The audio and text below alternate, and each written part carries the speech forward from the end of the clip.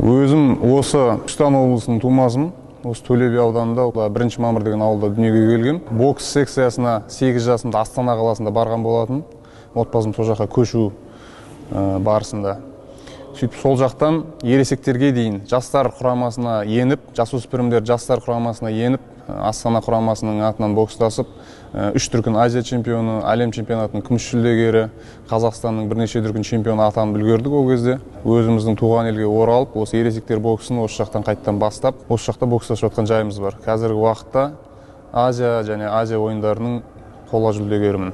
Спортқа келудегі себеп, өзім әкем себепкер оған. Әкем қолымыздан жетектеп, ініміз екеуміз сол бокс секциясына апарған болатын. Әкеміздің айтуымен, әкеміздің нұсқауымен боксқа келдік. Ең құнды жетістік деп қазіргі таңда бір жетістікті айта алмаймын. Өйткені ойдағы, мақсаттағы нәрселер әлі орындалмады. Сондықтан мынау құнды деп айта алмаймын. Құнды жетістіктер алда тұр деп ойлаймын. Спорттың арқасынан ел көріп жатырмыз, жер көріп жатырмыз, кереметтей қонақ үйлерде тұрып жүрміз, мысалға шетелдерді көріп жатырмыз, шетелдің менмін деген жігіттерімен достасып жатырмыз. Спорт біздің жағдайымыз жасап жатыр, отбасымызды асырап жатыр деген сияқты. Осындай мотивация берем өсіп келе жатқан інілеріме. Жалпы жастарға айтатындай кеңесім жоқ, өйткені өзім әлі жаспын.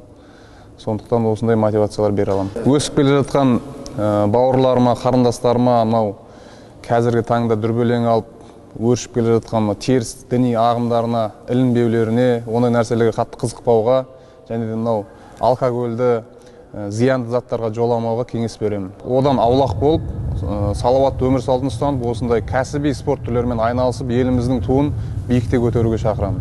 Өзіміздің еліміздің муфтият дейді, муфтиятымыз бар, Қазақстан діни мұсылмандар басқармасы.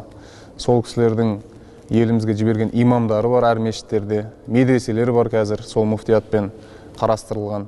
Сол жерлерден айтылған білім алынған, соның барлығы дұрыс деп ойлаймын. Жаңағыдай теріс ағымдарға түсіп кетуден сақтайды ол кісілер.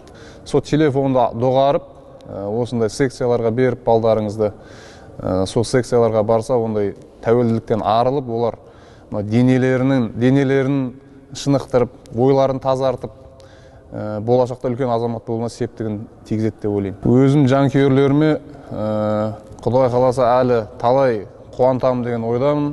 Маған жанкүйер болуды тоқтатпаңыздар. Алдағы уақытта әлі көптеген жеңістер болады.